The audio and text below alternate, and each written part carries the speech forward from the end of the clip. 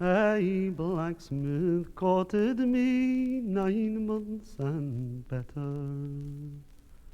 He fairly won my heart, wrote me a letter. With his hammer in his hand, he looked so clever. And if I was with my love, I would live forever.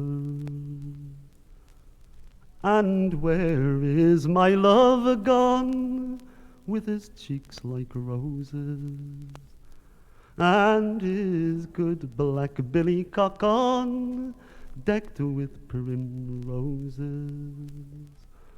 Oh, I'm afraid the burning sun will shine and scorch his beauty. But if I was with my love, I would do love's duty. Strange news is come to town, strange news is carried. Strange news flies up and down, that my love is married. Well, I wish them both much joy, though they don't hear me. And may God reward him well for the slighting of me. What did you promise when you sat beside me? You said you would marry me and never deny me.